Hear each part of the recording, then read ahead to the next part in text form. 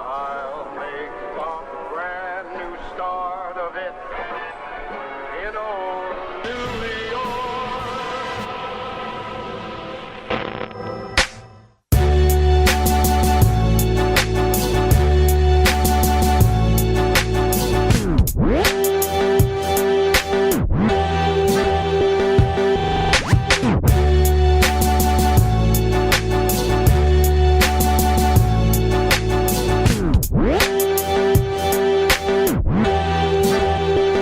Blood, sweat, and I'm leaving today. New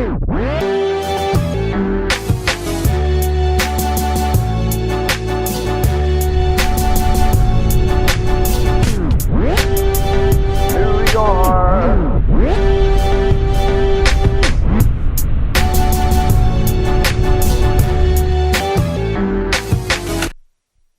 It's officially our last 2 weeks in the US, so we wanted to make the most of our time and we're gonna go to New York today. We have a cute little day planned with our New York besties, Yasmin and Paolo. We're going to hang out with them, actually have a sleepover, get a lot of quality friend time in. I literally just want to walk around this city, get some final views, have some drinks, make the most of our time left here. So I actually moved to the US in 2022. I got accepted for a master's program at NYU. I spent the first year in New York by myself. I actually lived with one of my friends from high school who also happened to be at NYU, which worked out perfectly. That year, I was lucky enough to make some really good friends, make some good memories, but the summer between year 1 and year 2, I got married and my husband moved to the US with me. We lived in New York for another full year, and after my graduation, we actually decided to move to Philly because both of our jobs switched to work from home, remote style, and we were just why not try a new place? It worked out so great because if you live on the East Coast, this winter was not it. It was raining all the time. It was so freezing cold, so it was so much better to be basically locked in the home in a nice apartment. And also the comfort of having a car here is unmatched. But after 2 years in New York and 3 years in the US, I thought I would do a little recap of what it's really like to live in New York, especially while you're in graduate school. Honestly, it was always my dream to live in New York. I think it's a lot of people's dreams actually. And it was also my dream to go to NYU, and it's one of the best things to happen in my life, honestly. I had actually gone to grad school in Turkey before, and NYU is so much more different. The school I went to in Turkey was so much more academic and traditionally academic. It seriously made me feel stupid most of the time. But at NYU, the whole course plans, the way the instructors teach their classes is so different. It's so much more updated. It's more interesting. We read so many amazing, interesting articles. Before that, I could not get through articles. It would take me a week to read a 24-page article, which is insane. But NYU really brought forth my love for academia. One of the most interesting classes that I took was actually about trans women and how politics and science and society makes it seem like being trans is something new, even though it really isn't. Trans identity has been documented in scientific reports and in fiction for hundreds of years, and that was very eye-opening.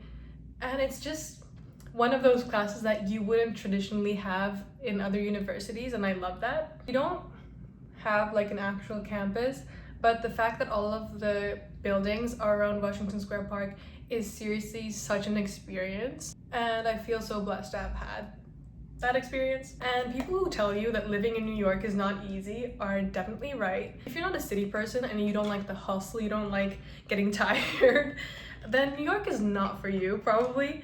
But I'm a city person at heart. I love being in a big city. I love being walking distance from everything, and New York really is amazing for that. And I also love the fact that there's always something happening in New York.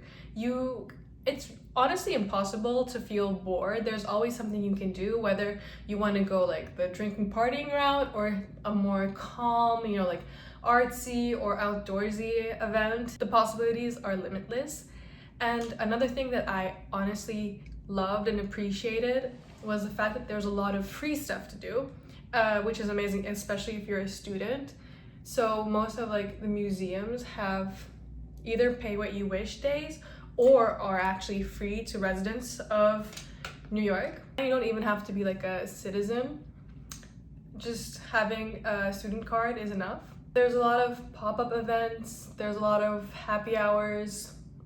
The happy hours, I have to say, have gotten more expensive, where it's like not even, it's, you shouldn't even call it a happy hour anymore, but even having the option is great. And as a theater kid, being close to Broadway and having like the lottery system, I got to see so many shows and I'm so grateful for that. Almost all of the shows have lottery systems and they range from like $35 to $50, which is incredible. I think I've seen Moulin Rouge like 3 or 4 times. I've seen Wicked multiple times. My recent favorite is Death Becomes Her. If you haven't seen it, go watch it. It's so funny. It's legitimately so funny.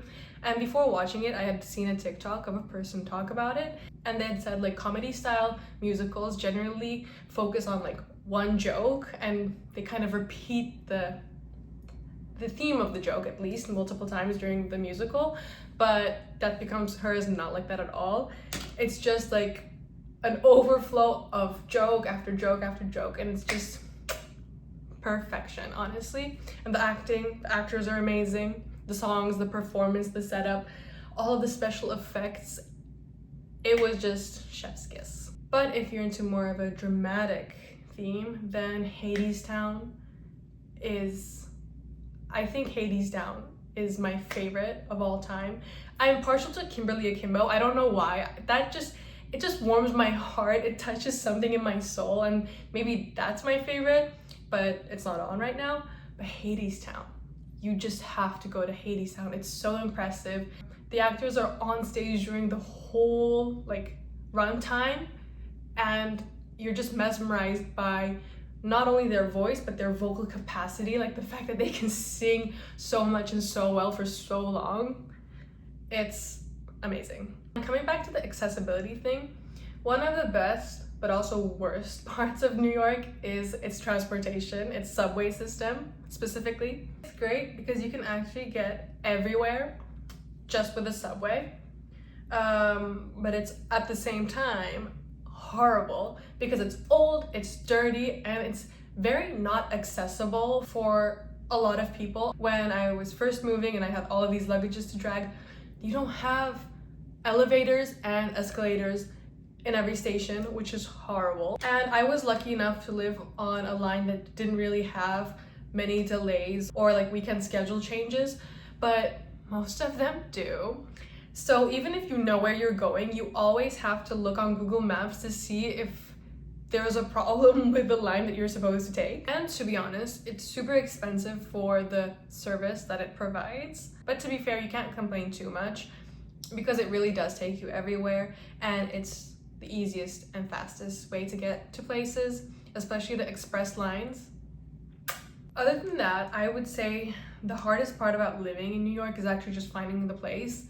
It's so expensive and the whole application process is so complicated, or like just they make it harder than it should be for international students or for anyone who's coming from abroad. You need a guarantor, and the guarantor needs to be from the US, and if you don't know anyone in the US who can be your sponsor, then you need to apply to a third-party guarantor, and that costs like an extra rent. Rent prices are insane, absolutely insane. You get like tiny little old apartments for such an insane price. Honestly, it doesn't even make sense. Even the prices in like Jersey City or Brooklyn are so out of control. But at the same time, it's so worth it.